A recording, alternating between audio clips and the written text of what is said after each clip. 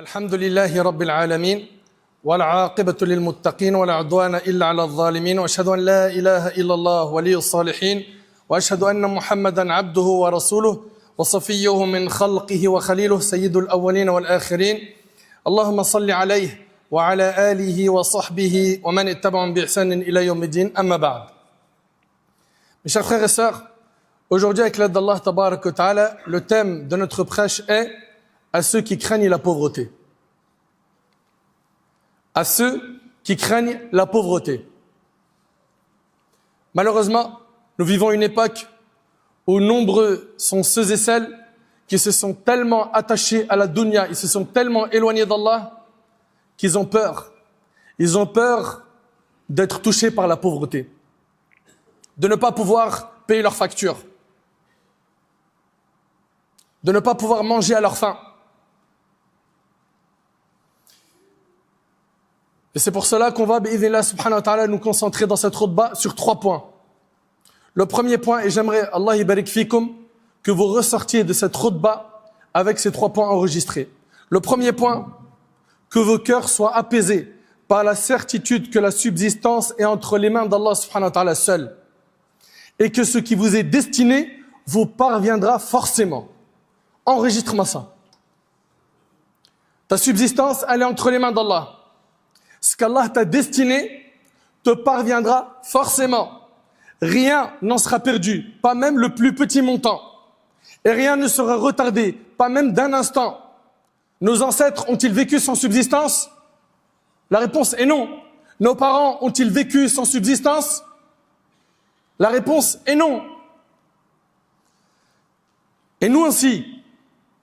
Et nous aussi, ainsi que ceux dont nous avons la charge, nous ne vivons que grâce à une subsistance qu'Allah subhanahu wa ta'ala seul accorde.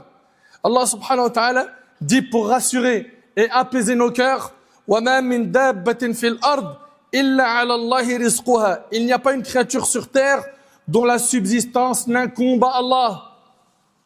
Il n'y a aucune créature qui se déplace sur la terre, qu'il s'agisse d'un être humain ou d'un animal, terrestre ou marin, marchant, volant, nageant ou rampant, sans que sa subsistance ne soit assurée par Allah.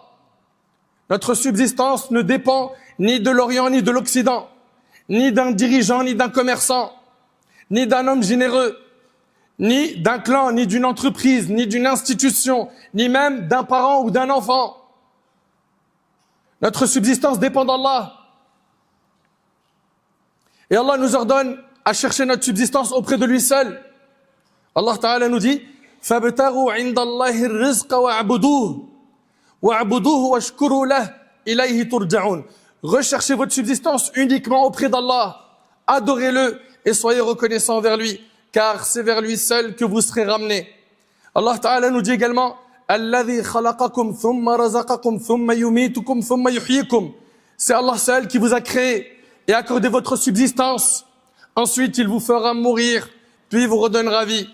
Alors que les cœurs s'apaisent, que les cœurs se tranquillisent, ta subsistance est entre les mains d'Allah. Il n'existe aucune créature sur terre sans qu'Allah ne prenne en charge sa subsistance, sa nourriture et tout ce dont elle a besoin pour vivre. Mes chers frères, mes chères sœurs, se rappeler de cette réalité, y revenir régulièrement, y réfléchir encore et encore, dans l'aisance comme dans la difficulté, dans la richesse comme dans la pauvreté, permet de détacher le cœur des créatures en matière de subsistance. Permet de détacher le cœur des créatures en matière de subsistance. Donc le premier point, je veux que tu l'enregistres, c'est que tu dois garder cette certitude dans ton cœur que ta subsistance elle est entre les mains d'Allah subhanahu wa ta'ala et que ce qui t'est destiné te parviendra forcément. Allah t'a destiné que tu mourras en ayant tant d'enfants, en ayant telle richesse, en étant propriétaire de tel bien. Tu ne quitteras pas cette vie sans avoir consommé la subsistance qui t'était destinée. Donc apaise bien ton cœur et garde en tête que ton risque il est entre les mains d'Allah. Ça c'est le premier point. Deuxième point, on a dit qu'on va traiter 3 points dans cette khutbah. Deuxième point, que vos cœurs soient satisfaits de ce qu'Allah vous a accordé comme subsistance. que vos cœurs soient satisfaits de ce qu'Allah vous a accordé comme subsistance. Qu'il s'agisse de nourriture, de vêtements, de moyens de transport, de logement, de votre emploi, de votre activité. Selon Abdullah ibn Amr ibn al-As, le prophète sallallahu alayhi wa sallam a dit, a certes réussi celui qui s'est converti, a été octroyé d'une subsistance suffisante et qu'Allah l'a rendu satisfait de ce qu'il lui a donné. Et le hadith est rapporté par Muslim. Le prophète sallallahu alayhi wa sallam, il dit, a certes réussi. Qui? Celui qui s'est converti. Il est musulman. A été octroyé d'une subsistance suffisante. Il a ce qui lui suffit pour vivre. Alhamdulillah, il arrive à payer ses factures, son loyer, il mange, alhamdulillah, il arrive à dépenser pour ses enfants, il a ce qui lui suffit. Regarde bien. A été octroyé d'une subsistance suffisante et qu'Allah l'a rendu satisfait de ce qu'il lui a donné.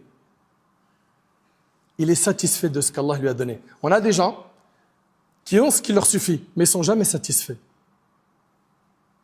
Ils ne sont jamais satisfaits.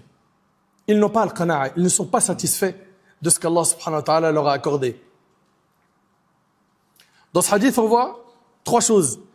Être parmi ceux qu'Allah a guidés vers l'islam.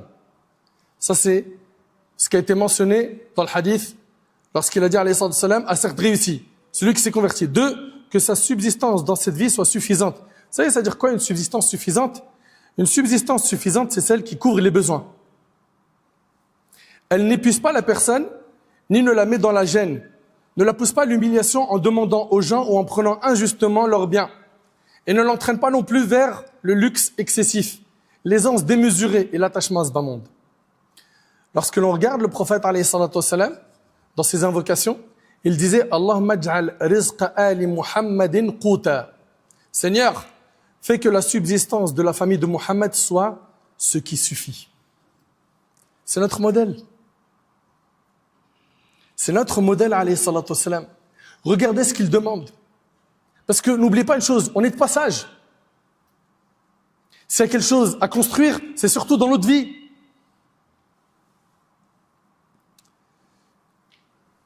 Le prophète sallam il disait, Seigneur, fais que la subsistance de la famille de Muhammad soit ce qui suffit. Beaucoup de savants ont tiré de ce hadith que vivre avec le nécessaire, c'est-à-dire le suffisant, est meilleur que la pauvreté et même meilleur que la richesse. Et même meilleur que la richesse. Et dans le hadith, qu'est-ce qu'il a dit également? Il a dit dans le hadith, et qu'Allah l'a rendu satisfait de ce qu'il lui a octroyé. Que la personne fasse partie de ceux qu'Allah a rendu satisfaits de ce qu'il leur a accordé comme subsistance suffisante. Et c'est ça la vraie richesse. La richesse saine et apaisante, c'est la richesse du cœur. Sa satisfaction de ce qu'Allah lui a accordé, sa tranquillité et son apaisement face à ce qui lui a été destiné, que ce soit dans son travail, son métier, ses revenus, son logement, ses vêtements, sa nourriture, ses moyens de transport. Le prophète, alayhi salatu wassalam, dans le hadith rapporté par Bukhari et Muslim, il a dit, la richesse n'est pas l'abondance de biens. La vraie richesse est celle de l'âme. La richesse n'est pas l'abondance de biens. La vraie richesse est celle de l'âme. Le prophète, sallam, a expliqué que la véritable richesse ne consiste pas en l'abondance de biens et qu'elle n'est rien d'autre que le contentement de l'âme. Muhammad ibn al-Munkadir, rahimallah, disait, la satisfaction est une richesse qui ne s'épuise jamais. Est-ce que tu es satisfait de ce qu'Allah t'a donné? Ou est-ce que tu es toujours dans les comparaisons à ceux qui ont plus que toi dans le domaine matériel?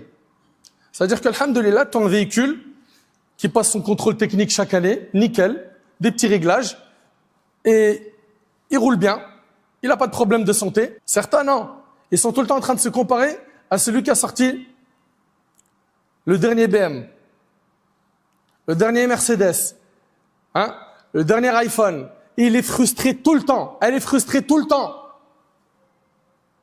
Parce qu'il n'arrive pas à se satisfaire de ce qu'Allah leur a donné. Écoutez attentivement ce qui arrive. Celui qui ne se contente pas de ce qu'il a, la richesse ne le rendra jamais riche. Celui qui ne se contente pas de ce qu'il a, la richesse ne le rendra jamais riche. Il sera jamais heureux, il sera jamais satisfait, quoi qu'il ait comme bien matériel. Vivre avec peu, accompagné de tranquillité, est plus agréable que posséder beaucoup avec des soucis. L'homme intelligent combat son avidité par la satisfaction. Combat cet amour excessif que tu as pour la dunya par la satisfaction. Aux gens, celui qui se satisfait de ce qu'il a verra son cœur apaisé. Il verra son cœur apaisé. On a donc dit, premièrement, que ton cœur soit apaisé par la certitude que la subsistance est entre les mains d'Allah subhanahu wa ta'ala seul. 2, que ton cœur soit satisfait de ce qu'Allah t'a accordé comme subsistance. Et le troisième point, et c'est avec ça qu'on termine le prêche, ne pas craindre la pauvreté dans l'avenir. Ne pas craindre la pauvreté dans l'avenir. Ni pour soi-même, ni pour sa famille, ni pour ses enfants, ni pour ses parents, ni pour ses proches. Même si les économistes et les politiques alertent sur la faiblesse de l'économie, la hausse des prix, la rareté des emplois, la baisse des salaires, l'augmentation du chômage, la progression de la pauvreté ou la propagation des famines. N'aie pas peur pour ton risque, car les subsistances des serviteurs sont déjà écrites. Personne ne vivra sans recevoir sa part de subsistance, qu'il le veuille ou non. Et personne ne quittera ce monde sans avoir perçu entièrement ce qui lui a été décrété, sans rien en perdre. D'après Abu Darda, radiyallahu anhu, le prophète sallallahu alayhi wa sallam a dit, certes, la subsistance, écoutez bien ce hadith, certes, la subsistance demande plus le serviteur que son terme de vie ne le demande.